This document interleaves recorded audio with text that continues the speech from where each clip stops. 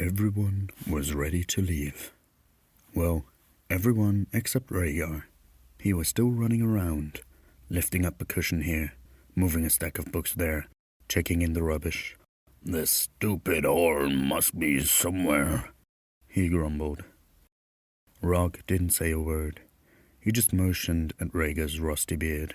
It was almost fully covering the drinking horn. Some of the others had hung around his neck while he was napping.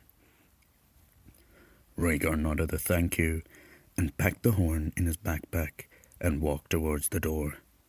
Trying his best to keep up with his long-legged friends, Rhaegar was already falling behind again. He switched his axe from the right to the left hand, and whilst running took another swig off his hip flask. Soon they arrived at the first bridge. They had to solve a riddle to be able to cross. To Rhaegar's dismay, the elves didn't need much time to solve it, and he had hardly had enough time to catch his breath before crossing it. Grumbling something into his beard that no one could have understood anyways, he followed the group, trying not to slow the others down too much on this quest. They arrived at the second bridge a few leagues further, and this time they had to sing an old elvish song. Rhaegar joined in, of course, rumbling his bass line in his thick accent.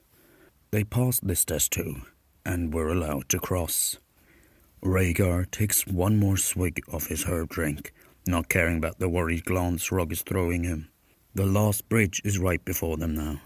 Rhaegar's eyes start to glow as he looks up into the distance. He starts to pick up his pace, and even joins up with the leaders of the group. The guardian of this bridge says something Rhaegar's ears couldn't catch. Everyone suddenly turns and looks at him. Confused, Rhaegar just stares back without moving. Rog breaks the silence. "Storytelling is one of your specialities, is it not, dwarf?" Rhaegar's face starts beaming as he realizes what is asked of him. He motions everyone to sit down in a circle. He unpacks his pipe, stuffs it, while the group was waiting patiently. He laid his backpack on the ground and hopped atop it. He lit his pipe and blew the smoke in beautiful rings. The elves clapped. "Oh, that was nothing," Rhaegar answered. "A friend of mine once blew a smoke ship right in front of my eyes. It was back just before the turn of the Third Age." This was a story that I had to write this week. The task was to characterize and show what the character really is inside a story. Thank you all for watching and listening. Hubin.